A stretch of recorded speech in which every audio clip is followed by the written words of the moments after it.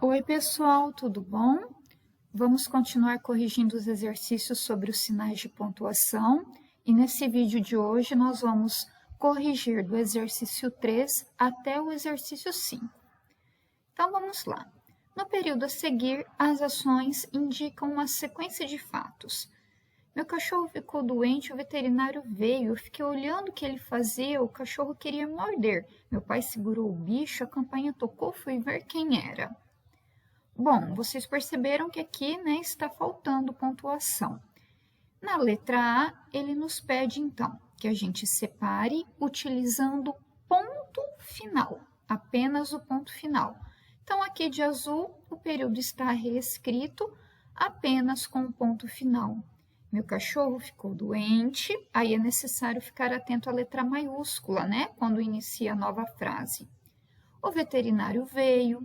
Eu fiquei olhando o que ele fazia. O cachorro queria morder. Meu pai segurou o bicho. A campainha tocou. Fui ver quem era. Tudo bem? Então, agora nós temos um período formado por frases mais curtas, certinho? Na B, ele pergunta para a gente. Releia o período que você alterou e aí vem a pergunta. Que efeito a pontuação provocou? Vocês repararam a diferença quando eu li a primeira vez aqui e depois a segunda? Porque olha a resposta. A pontuação elimina o traço de oralidade do período e sugere a enumeração de fatos. Na primeira leitura que eu fiz do trechinho aqui de cima, fica muito parecido com a maneira como nós falamos no dia a dia, Por isso que diz que a pontuação elimina o traço da oralidade. Oralidade é a língua falada. Então, olha, vou ler novamente. Meu cachorro ficou doente, o veterinário veio, eu fiquei olhando o que ele fazia. O cachorro queria morder. Meu pai segurou o bicho, a campainha tocou e fui ver quem era. Então, olha, isso é muito próximo da fala. A partir do momento que nós colocamos os pontos finais, formando várias frases, aí já dá a impressão que a gente foi enumerando, os fatos, fazendo uma lista dos acontecimentos, uma lista dos fatos. A leitura muda bastante. Olhem só. Meu cachorro ficou doente. O veterinário veio. Eu fiquei olhando o que ele fazia. O cachorro queria morder. Meu pai segurou o bicho. A campainha tocou. Fui ver quem era. Ok? Então perceberam bem isso? Sem os pontos finais, fica muito próximo da oralidade, da língua falada.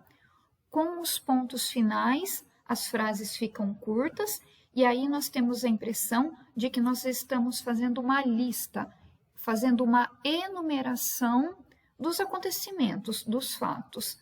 Por isso, então, a resposta aqui da letra B. Tudo bem? 4.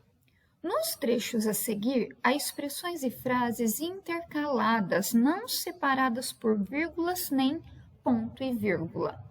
Reescreva-as pontuando corretamente. Bom, aqui eu já fiz as frases com a pontuação que deve ser feita. O que está em negrito, que está em preto aqui bem forte, é a expressão, a frase, ou expressão intercalada. E o que eu coloquei em azul, eu vou explicar para vocês, que nós vamos chamar aqui de um segundo sujeito que apareceu na frase. Então, olhem bem, pessoal. Felipe, primeiro, vocês se lembram que só havia o ponto final nessa frase. Ela não tinha essa pontuação que eu coloquei agora, que está em vermelho. Então, observem bem a leitura. Felipe Massa, um jovem piloto brasileiro de automobilismo, sofreu um grave acidente em 2009. Os brasileiros lamentaram profundamente o ocorrido. Turma, um jovem piloto brasileiro de automobilismo, isso aqui é a frase intercalada. As frases intercaladas, vocês vão observar que elas podem ser retiradas da frase e não vai atrapalhar em nada. Imagina, eu vou ler então essa frase sem essa parte que está em negrito. Olha como ela fica perfeitinha. Felipe Massa sofreu um grave acidente em 2009. Tá vendo? Então, a expressão intercalada, ela sempre vem entre vírgulas, né? Vocês já aprenderam também que isso aqui pode ser chamado de aposto. Essa frase intercalada está explicando quem é o Felipe Massa. Quem que é um jovem piloto brasileiro de automobilismo? O Felipe Massa. Então, o aposto, né, que aqui no caso é uma frase intercalada, ela deve vir separada por vírgulas. E agora, por que aqui depois de 2009 eu tenho que colocar o ponto e vírgula? Porque o ponto e vírgula, ele é uma pausa maior que a vírgula, né? No momento da leitura, quando nós vemos uma vírgula, nós temos que fazer uma pausa, né? Breve.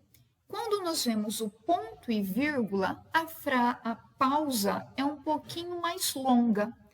Mas não é só isso que eu tenho que pensar, né? Nesse caso aqui, o ponto e vírgula, ele foi utilizado porque na primeira parte estava falando do Felipe Massa, é o sujeito, né? O sujeito é de quem nós falamos. Então, estava falando do Felipe Massa. Depois o sujeito mudou. Paramos de falar do Felipe Massa para falar dos brasileiros. Então, quem lamentaram profundamente o ocorrido? Os brasileiros. É um outro sujeito. Então, quando numa mesma frase aparecem sujeitos diferentes, nós usamos o ponto e vírgula, tá bom?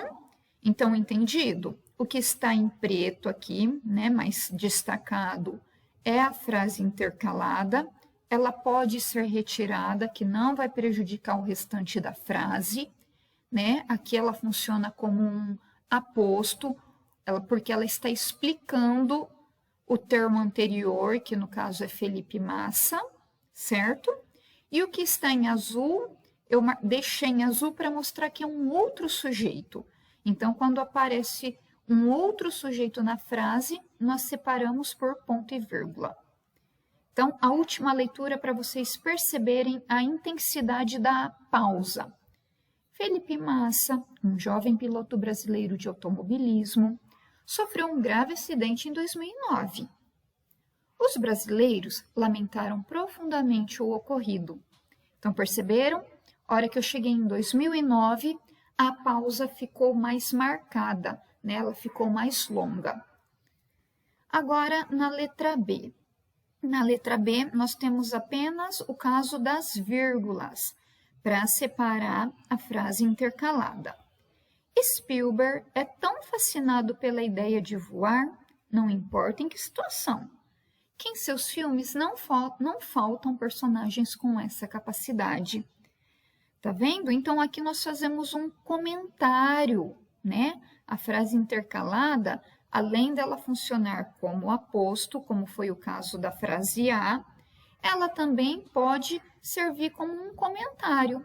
E olha que se eu retirar, não vai prejudicar. Spielberg é tão fascinado pela ideia de voar que em seus filmes não faltam personagens com essa capacidade. Tudo bem? Na letra C. Lá vai o Juquinha, o maior jogador de vôlei do colégio, e ele nem me viu. Aqui é o caso da letra A. A frase intercalada, ela funciona como um aposto porque ela explica quem é o Juquinha, né? Quem que é esse maior jogador de vôlei do colégio? O Juquinha. Então, nesse momento aqui, nesse trecho, nós temos que usar a vírgula para separar do restante da frase e se retirar, olha só que não vai ter problema nenhum, lá vai o Juquinha e ele nem me viu.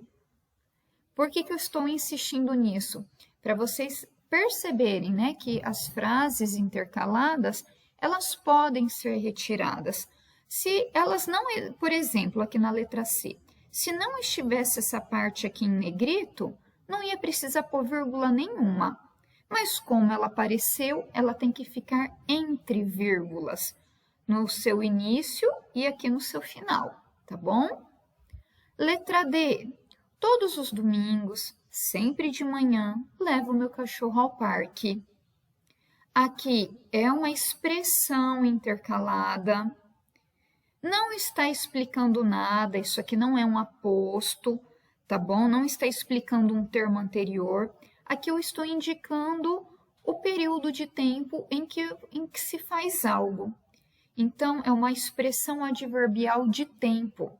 É muito comum as expressões adverbiais de tempo virem separadas por vírgula, né? Aparecerem intercaladas dentro da oração, dentro da frase. E mesma coisa dá para retirar. Todos os domingos levo meu cachorro ao parque, tá bom? E percebam bem a pausa, né, no momento da leitura. Todos os domingos, sempre de manhã, levo meu cachorro ao parque. A letra E, que é a última do exercício 4. Carlos Drummond de Andrade escreveu poemas, contos e crônicas. Uma vírgula aqui depois de poemas, né? Porque são elementos diferentes, né? Estava fazendo uma enumeração. Poemas, contos e crônicas. Como aqui tem o E, não foi necessário usar vírgula depois de contos. Ponto e vírgula agora. Lembra da regrinha do ponto e vírgula? Sujeito diferente. Começou falando do Carlos Drummond de Andrade. Agora passou a falar do Monteiro Lobato. Então, nós usamos o ponto e a vírgula. Monteiro Lobato preferiu criar histórias para crianças e adultos. Novamente vai mudar o sujeito, porque agora vai passar a falar sobre a Maria Clara Machado. Então, de novo, se usa o ponto e vírgula. Maria Clara Machado ficou famosa pela obra teatral. Turma, quem está fazendo direitinho, que está podendo ouvir essa correção, esses comentários que eu estou fazendo, anotem no caderno de vocês, sabe? Escrevam que aqui, por exemplo, os brasileiros. Por que tem ponto e vírgula? Porque mudou o sujeito. Felipe Massa é o sujeito número 1, os brasileiros é o sujeito número 2. Uso ponto e vírgula para separar sujeitos diferentes dentro de uma mesma frase. E é a mesma explicação da letra E, tá bom? E agora, o exercício 5. No exercício 5, observe os períodos a seguir. Apenas 2 permitem substituir as vírgulas pelo ponto final. Reescreva-os fazendo a substituição.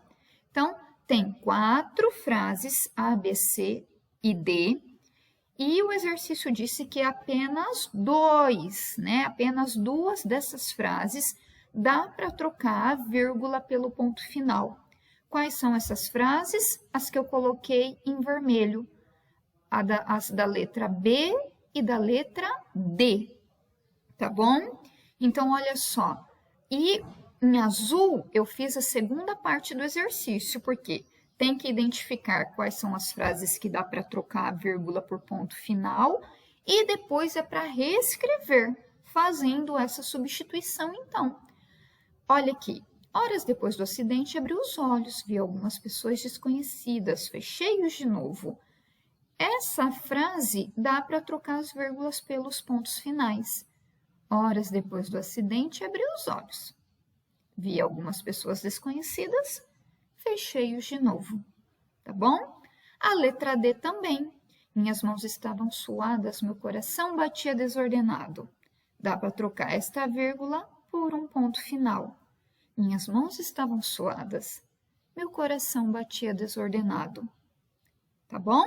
A letra A e a letra C não é possível. Olha por quê. Às vezes sentava-me na rede, balançando-me e olhando o movimento das folhas agitadas pelo vento. Então, aqui é uma sequência de ações que tem uma progressão, né, de desenvolvimento dentro da frase. Ficaria muito estranho pôr um ponto final aqui. Às vezes sentava-me na rede, ponto final. Balançando-me e olhando o movimento. Não, esse balançando-me é uma sequência, né? É a ação seguinte ao ato de sentar. Então, não fica bacana encerrar a frase na vírgula e depois continuar. Não, essa sequência ela fica separada apenas pela vírgula, tá? Já na letra B e D, isso essa separação ela já ela é possível, né? Não compromete tanto o significado da frase.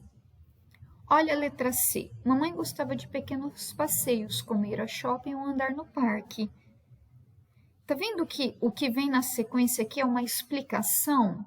Então não ficaria legal pôr o ponto final, colocar o ponto final aqui. Põe apenas a vírgula e continua explicando, tá? Então é isso, pessoal. Confiram direitinho e deixem o caderno todo correto, ok? Um beijo.